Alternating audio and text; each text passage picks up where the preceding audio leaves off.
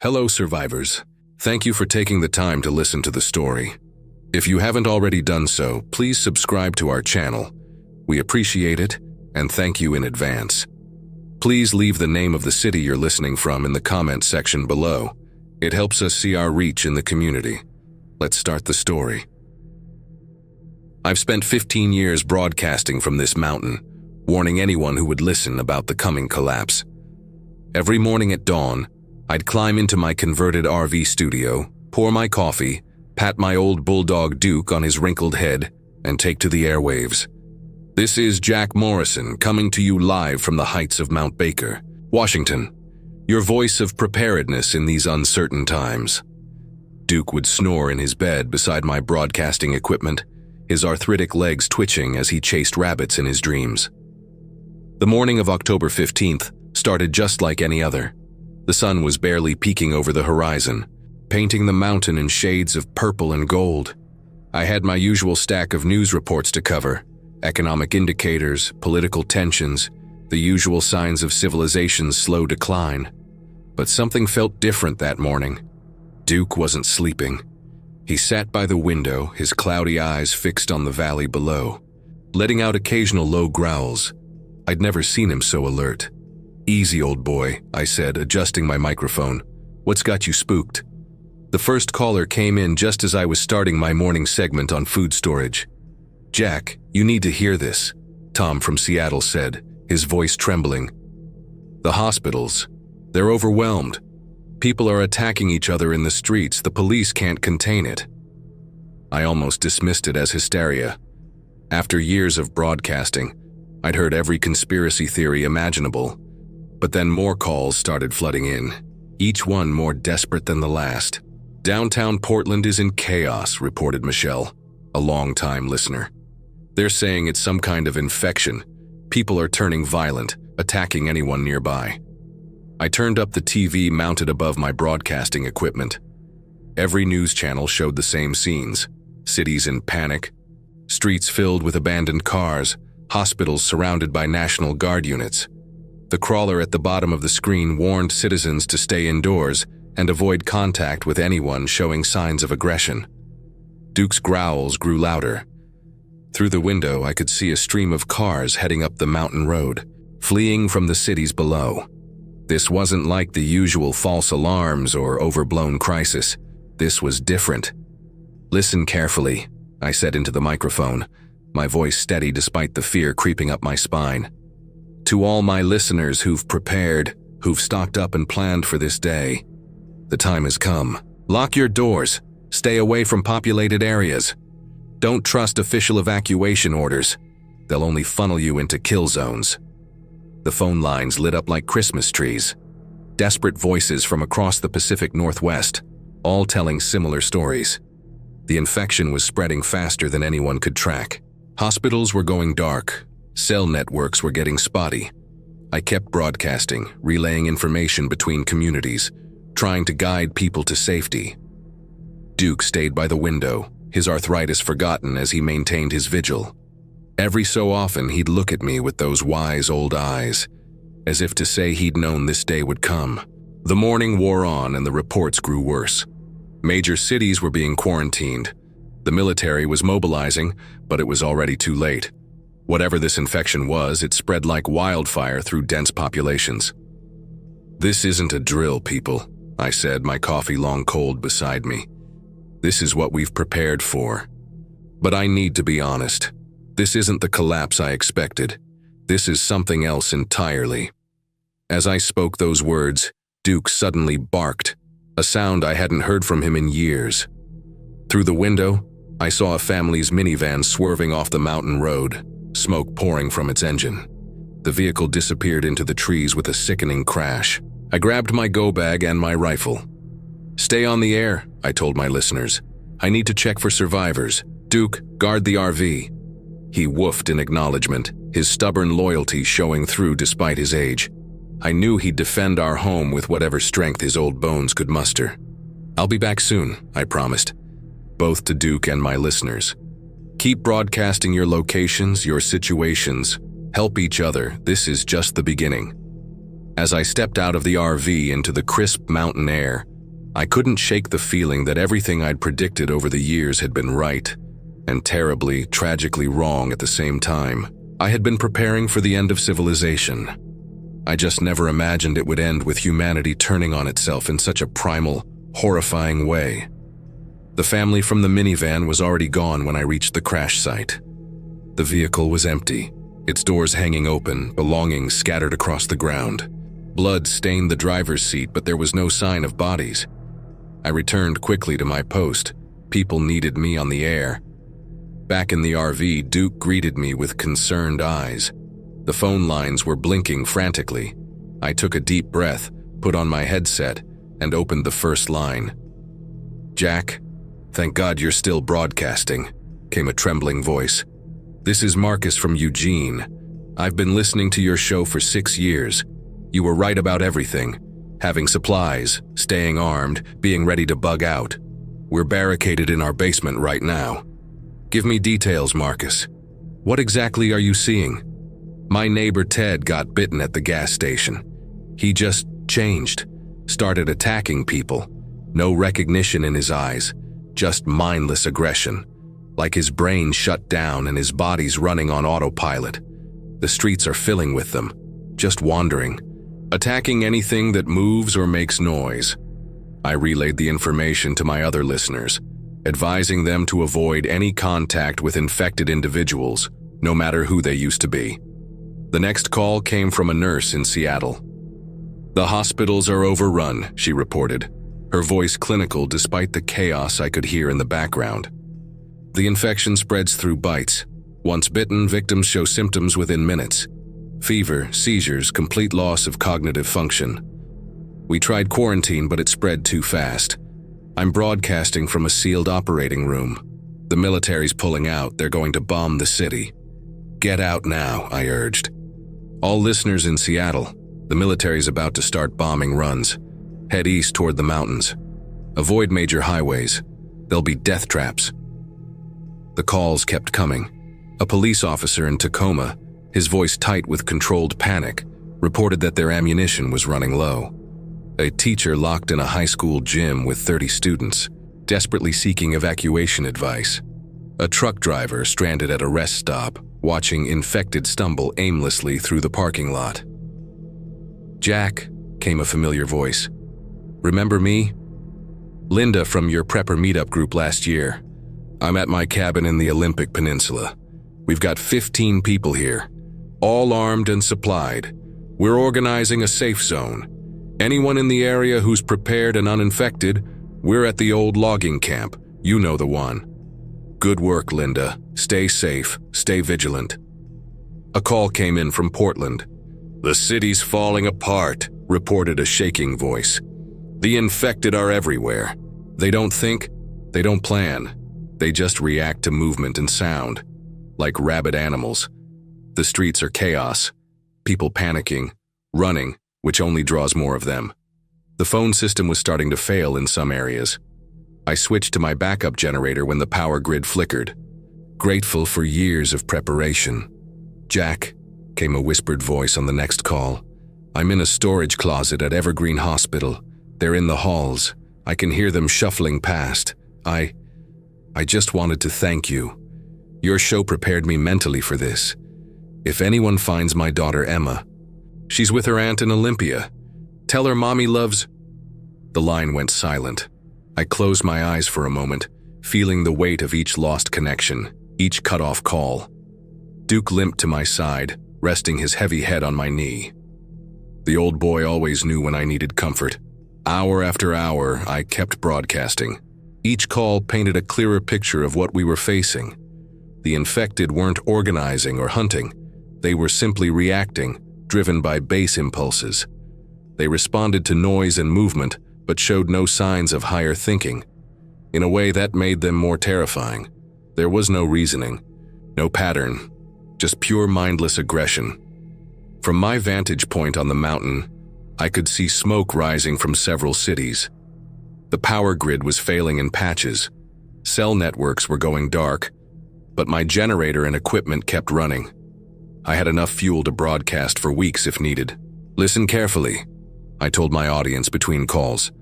The infected are operating on pure instinct. They're drawn to noise and movement, but they're not thinking or planning. Use this to your advantage. Stay quiet, stay hidden, and move carefully. If you've got supplies, stay put. If you need to move, plan your route carefully. Avoid main roads and population centers. A small plane passed overhead, heading east. I wondered how many other groups of survivors were out there, searching for safe havens. My mountain station was secure, well-stocked, and defensible. Everything I'd preached about for years. Now, it had become something more. A lifeline for anyone who could still hear my voice. Duke dozed beside my chair as I took another call, his gentle snoring a reminder that even in chaos, some things remained constant. Through the window, the late morning sun cast harsh light on a changed world, but I kept broadcasting. In times like these, sometimes a steady voice was all people had to hold on to. "You're on the air," I said, opening another line. "This is Jack Morrison, and I'm here to help." "Jack, please don't cut me off. Everyone needs to hear this." The caller's voice trembled with urgency. "I'm a bus driver, Route 152 from Everett to Seattle. I had a full bus this morning, mostly commuters. Regular folks heading to work, you know. We were on I-5 when traffic stopped completely. That's when we saw them." I leaned forward, adjusting my headphones. Duke lifted his head, sensing my tension. There was an accident ahead, a couple of cars smashed up. People were getting out to help. Then this man came stumbling out of the tree line. He looked sick, covered in blood. Everyone thought he needed help. Katie, this young nurse on my bus, she ran out to assist. She was always helping people. The caller paused, collecting himself. He bit her. Just lunged and bit right into her neck. No warning, no humanity in his eyes, just attacked. Blood everywhere. People started screaming, running. More infected came from the woods. Katie got up less than a minute later, her eyes empty. She started attacking others. "How did you survive?" I asked quietly. I locked the bus doors. Had to. People were begging to get in, pounding on the windows. But I'd seen how fast it spreads. One bite, that's all it takes. I watched as people I see every day, people whose coffee orders I know by heart, turned into something else. 8 of my passengers made it. We drove across the median. Against traffic, I could hear the screams. He fell silent for a moment. In the background, I could hear muffled crying. We're holed up at a storage facility now. Ground floor, metal doors. I can hear them outside sometimes, just walking into walls repeatedly. No pattern, no purpose, my passengers. We've been together for hours now. Barbara from accounting keeps checking her phone, even though networks are down. Tom's still wearing his hospital ID, forgot to take it off. We're just waiting. You did what you had to do, I said firmly. You saved 8 lives. Yeah, but I keep seeing their faces. Jack, the ones I left behind. Keep hearing Katie saying good morning like she did every day for the past 3 years. Just, people need to know. They need to understand how fast it happens. No hesitation, no mercy. I wrote rapidly in my notebook, documenting every detail. This was the kind of first-hand account people needed to hear. Where exactly are you? I can broadcast your location, try to get help. No, we're okay for now. Got water, some snacks from Tom's backpack. Better isolated than in some government evacuation center. Just tell people. Tell them not to hesitate. Tell them not to count on recognition from loved ones once they turn. The person they knew is gone in seconds. The line crackled with static. Battery's dying. Thanks for being here, Jack. In all this madness, it helps knowing someone's still out there, still trying to make sense of it all. After the call ended, I took a deep breath, preparing to relay the information to my listeners. That's when the military frequency crackled to life.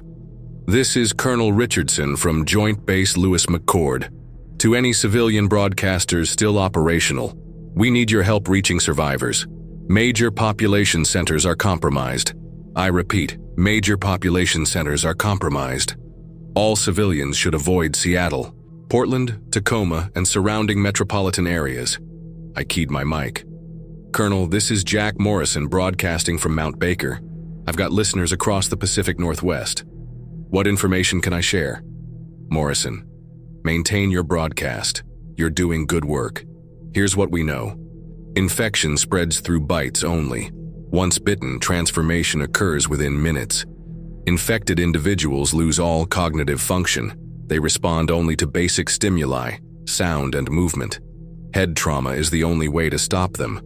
We're establishing safe zones, but we need time. Keep people away from cities for at least 72 hours. I wrote everything down, comparing it to what my callers had reported. It matched. Copy that, Colonel. Any word on the cause? Static filled the channel. When his voice returned, it was weaker. Unknown.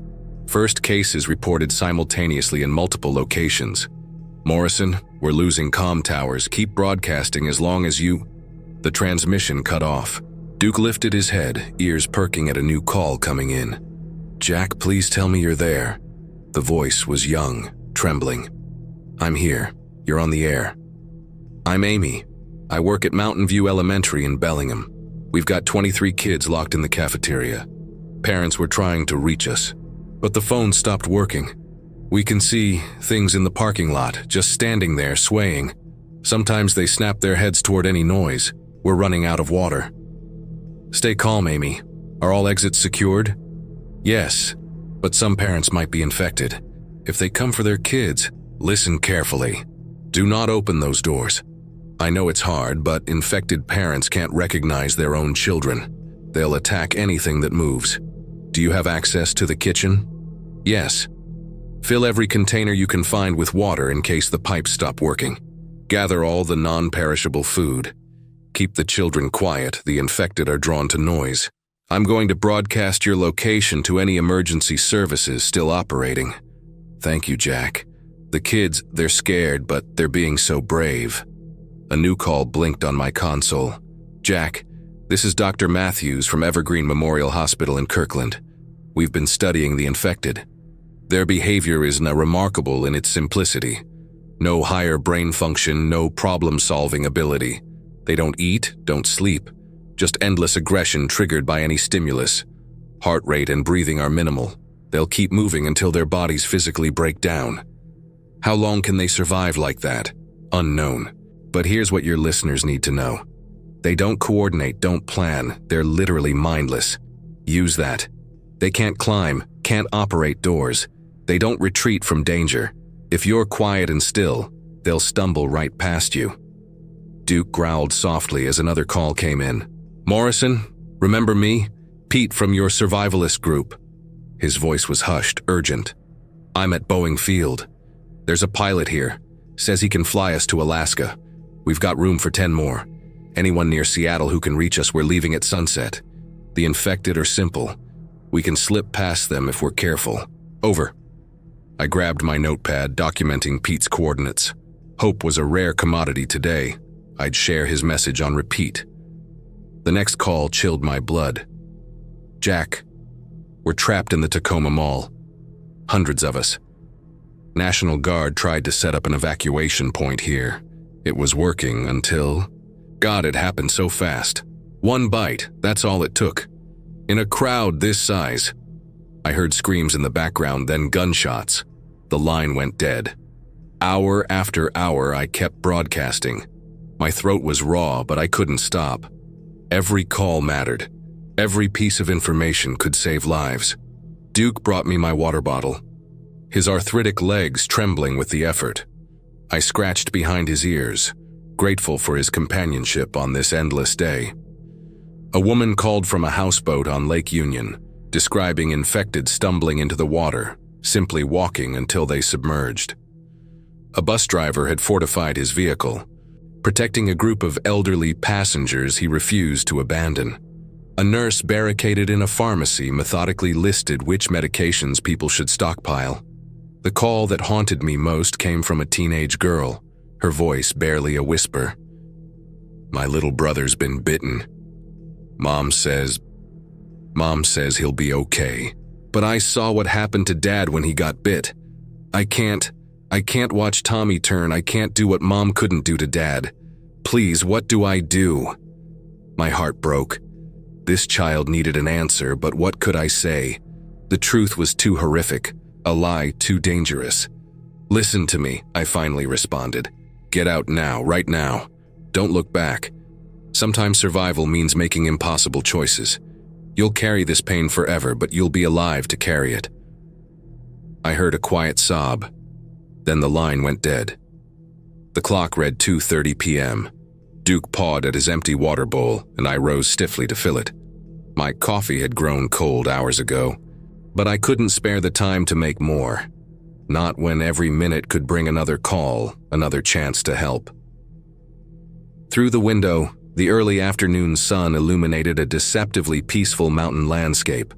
Somewhere out there, humanity was facing its darkest hours. My voice might be the only guidance some of them would receive. I turned back to the console as another light began blinking. "You're on the air with Jack Morrison. I'm here to help." The digital clock on my console blinked 3:15 p.m. when the afternoon took a darker turn. Thunder rumbled in the distance as Duke's ears perked up, his attention fixed on something I couldn't hear. "Jack, I need you to record this." The woman's voice was steady, almost too calm. "My name is Rachel Taylor, librarian at Cascade Heights High School. We're in the computer lab. I've got 6 teenagers with me. If their families are listening, they're safe. They're being so brave." I heard the soft sounds of crying in the background as she described their situation, how they'd barricaded themselves in after the evacuation went wrong. "It's like every zombie movie come to life," she whispered. "But worse because these are people we know, our neighbors, our friends." The first drops of rain hit the RV's roof as a new call came in. "Morrison, Lieutenant Cooper from Redmond PD. We're secure in the armory. 22 survivors." His voice carried years of authority, now strained with exhaustion. "These zombies, they don't behave like in the movies. No slow shuffling. They sprint at anything that moves or makes noise. But they're mindless, running into walls, falling down stairs, still trying to move with broken limbs." As I took more calls, a pattern emerged, each voice carrying a piece of the horror unfolding across the region. A pilot circling above Olympia described highways clogged with abandoned vehicles, the infected wandering aimlessly between them. A truck driver barricaded in a rest stop watched zombies repeatedly walking into glass doors. Never learning, never tiring. Duke's growl deepened as something metallic clattered outside. I adjusted my headphones, determined to keep broadcasting. "The university lab was working on it," reported a researcher from WSU, her voice trembling. "Before we lost contact with other facilities. The infection doesn't kill the host, it hijacks the brainstem, shuts down higher functions. Pure aggressive instinct remains. They don't feel pain, don't need rest. They'll keep moving until their bodies physically fail." The storm crept closer. Static crackled through increasingly desperate transmissions. A zookeeper described infected visitors attacking animals through cage bars. A subway conductor was trapped between stations, listening to screams echo through dark tunnels. A cruise ship captain reported infected passengers trapped on lower decks, while survivors huddled in the bridge. "My whole unit?" A soldier's voice broke through heavy interference. "We were deployed to protect the evacuation center at the stadium. Standard riot control formation. Rubber bullets, tear gas, nothing worked. They just kept coming, no self-preservation instinct. The crowd panicked, started pushing. One bite was all it took. In tight spaces like that, it spread like fire." Lightning flashed across the mountain as I received a call from an air traffic controller at a small regional airport. "The tower's secure, but the runway's covered in zombies. Got 3 planes circling, running low on fuel. Pilots are talking about attempting landings anyway. God help them." A park ranger described infected campers emerging from hiking trails, still wearing backpacks and safety gear. A lighthouse keeper counted dozens of small boats drifting aimlessly in the bay, their occupants either dead or turned. A prison guard detailed how one infected in general population led to cell blocks full of trapped, turned inmates still rattling their bars. Duke's agitation increased with each passing minute. His gentle nature was gone, replaced by focused alertness I'd never seen in him. Something was wrong. "They're inside the server farm." reported an IT technician from a major tech campus. Whole place was locked down. Biometric security. Didn't matter. Zombies don't hack doors. They just keep throwing themselves against them until something breaks. Even bulletproof glass gives way eventually. Thunder boomed directly overhead as a hospital administrator called in. The isolation protocols, they didn't work. Patient 0 seemed fine during screening. Normal vitals, coherent responses.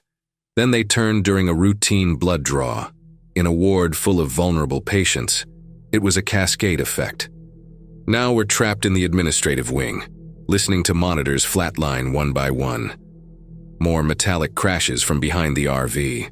Duke's barking reached a fever pitch, but the calls kept coming, each more haunting than the last. A crane operator watched an entire construction site turn after someone fell from scaffolding. A ferry captain described infected passengers trapping others in their cars below deck.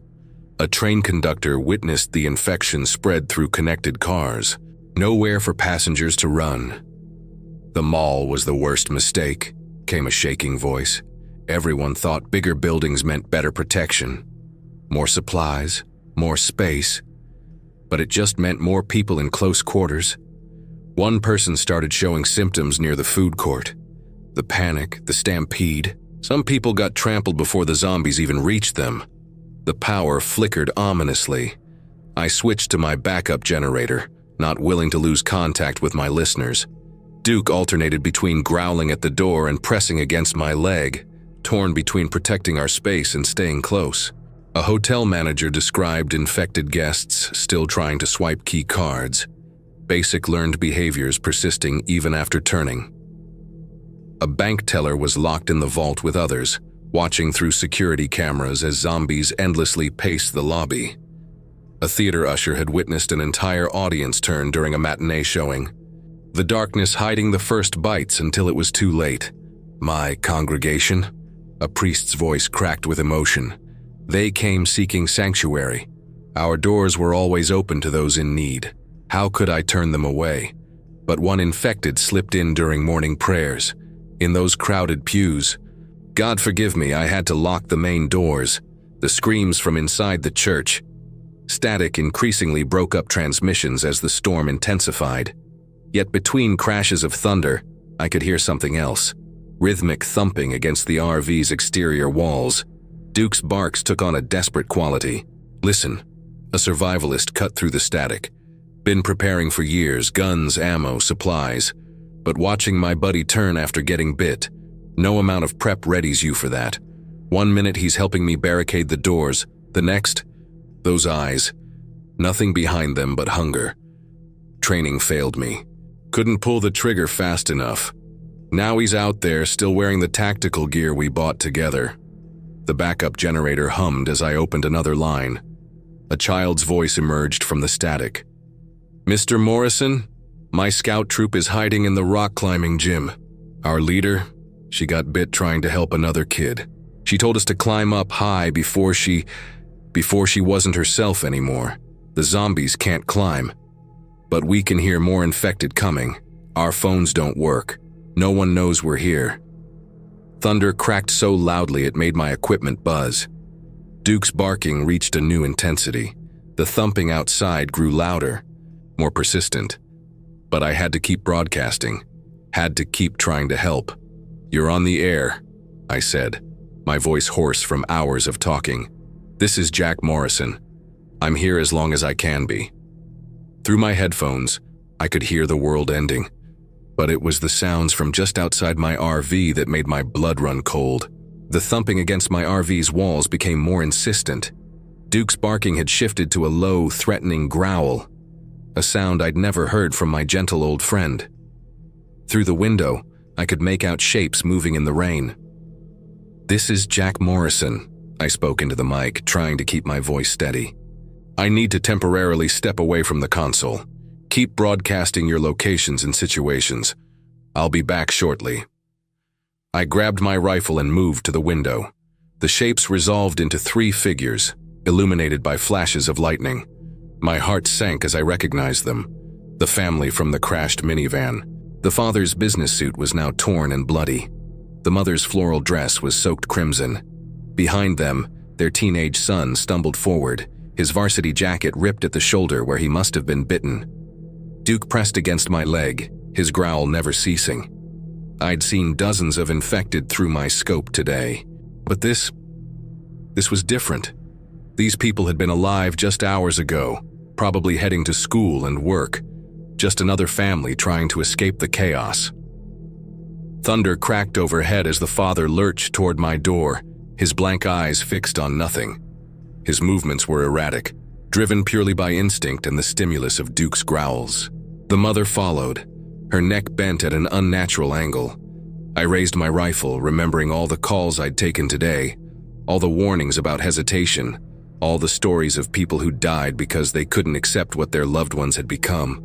The scope settled on the father's head.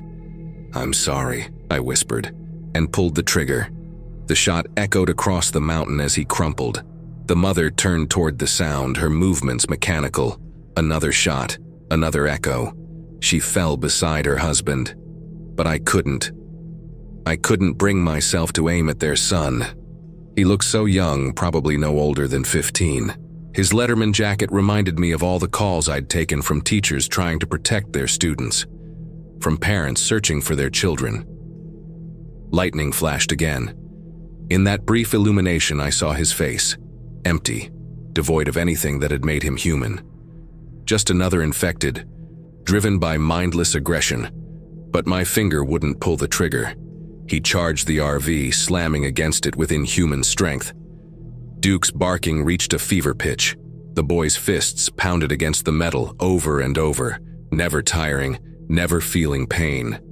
"Do it," I told myself, remembering the nurse's call about infection spread. The teacher's desperate choice to save those she could. The teenager who had to abandon her turned family. The scope settled on his forehead. His blank eyes stared through me, seeing nothing. Another crack of thunder. Another echo of gunfire.